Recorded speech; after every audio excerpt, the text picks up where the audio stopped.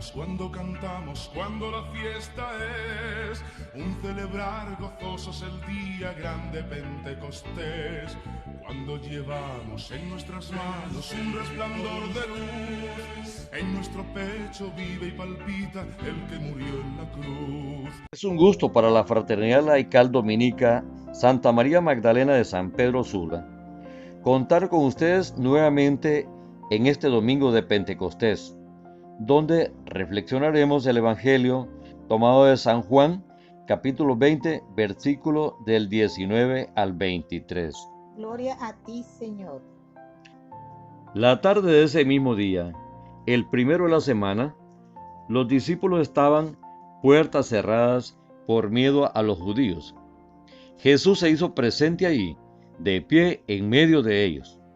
Les dijo: la paz sea con ustedes. Después de saludarlos así, les mostró las manos y el costado. Los discípulos se llenaron de gozo al ver al Señor. Él les volvió a decir: la paz esté con ustedes.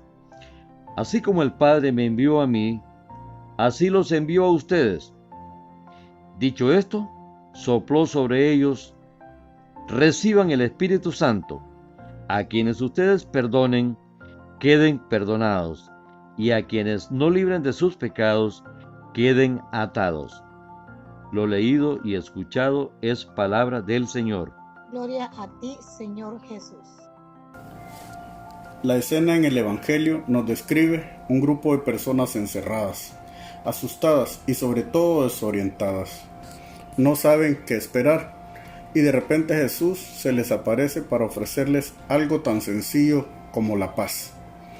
Algo similar les ocurre en su estancia en Jerusalén, previo su experiencia con el Espíritu.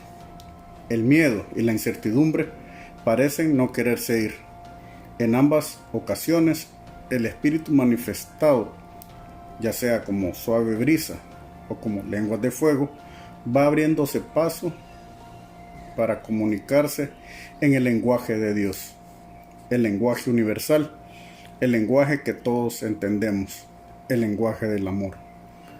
Una mañana nos levantamos y la radio, la televisión, los periódicos y las redes nos anunciaron un apocalipsis provocado por un pequeño virus.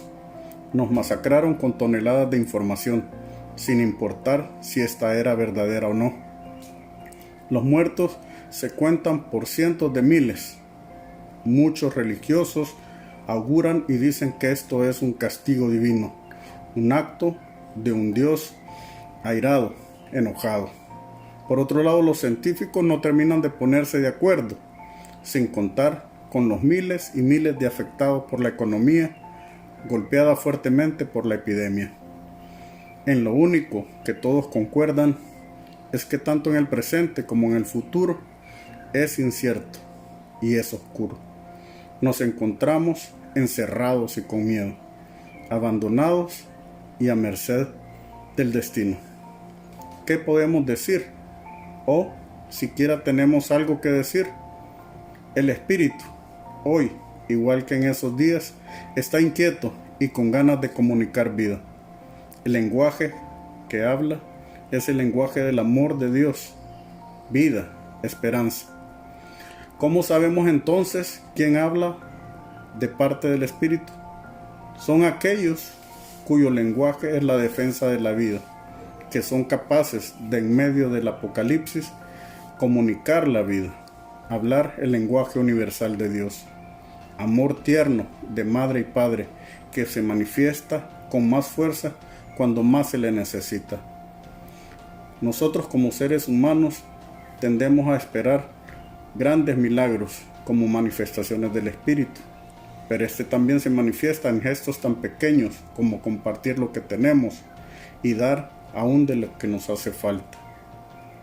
En este tiempo de confinamiento, debido a la pandemia COVID-19, experimentamos la llegada de un ansiado Pentecostés dentro de lo más profundo de nuestro ser.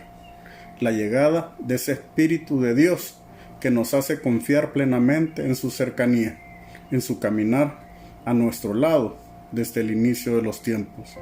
Ese espíritu que no permite que las voces de la noche nos hablen con el vocabulario de sombras y temores, sino que desciende sobre nuestro ser inseguro como una suave brisa, un soplo de vida, una verdad liberadora e iluminadora, como una llama de esperanza desde el interior de la historia del pueblo de Dios. Esperamos encontrarla en nuestra próxima reflexión.